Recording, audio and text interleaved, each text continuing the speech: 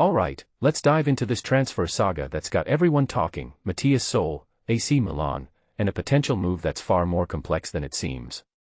Here's the deal, AC Milan are on the hunt for a left-footed attacking midfielder to fit into Ruben Amorim's 3-4-2-1 system, and Soule's name has popped up as a potential candidate. But here's where it gets interesting. Personally, I think this isn't just about Milan's needs, it's about the broader chess game of European football transfers. What makes this really interesting is that Soule's entourage has already offered him to Milan's management, and the club is evaluating his profile. But let's pause for a second. Why Soule? In my opinion, it's not just about his skills, it's about how he fits into Amorim's tactical vision. Amorim's system demands versatility and creativity, and Soule ticks those boxes. But here's the kicker: Roma, his current club, are open to selling, which could mean a potential discount as the transfer window drags on. From my perspective, this is where the real strategy comes into play. Milan could leverage Roma's willingness to sell, but they're not alone in this race. Now, let's talk competition. Tuttosport reports that two Premier League clubs, Sunderland and Fulham, are also in the mix. And this is where things get spicy. What many people don't realize is that Premier League clubs often have deeper pockets, especially when it comes to transfers.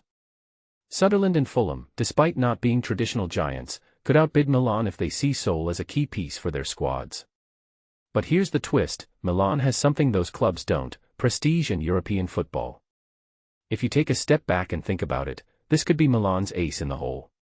Players often prioritize Champions League football over financial incentives, and Milan can offer that. However, there's a catch. Milan might need to sell Rafael Leo first to free up funds for Soule. This raises a deeper question: is Leo's departure a necessary sacrifice for Soule's arrival? It's a risky move, but one that could pay off if Soule becomes the missing piece in Amorim's puzzle. What this really suggests is that transfer windows are as much about financial strategy as they are about player quality. A detail I find fascinating is the 10% cut Juventus would get from Soule's sale, a remnant of his previous deal. It's a reminder of how interconnected these deals are and how past decisions can impact future moves.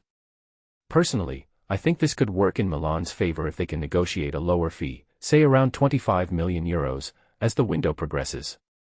But here's the broader perspective: this isn't just about Soule or Milan. It's about the shifting dynamics of European football. Premier League clubs are increasingly aggressive in the market, and traditional powerhouses like Milan have to adapt. One thing that immediately stands out is how Milan's approach here could set a precedent for how clubs navigate competitive transfer battles in the future. In my opinion, the Soule saga is a microcosm of the modern transfer market: tactical fit, financial constraints, and strategic negotiations all rolled into one. What makes this story compelling is the uncertainty. Will Milan secure their men, or will Premier League money prevail? And what does this mean for Amorim's project at Milan? These are the questions that keep fans like me on the edge of their seats. So, here's my closing thought: transfers aren't just about buying and selling players, they're about shaping the future of a club. Soule's move, wherever he ends up, will be a defining moment in this narrative.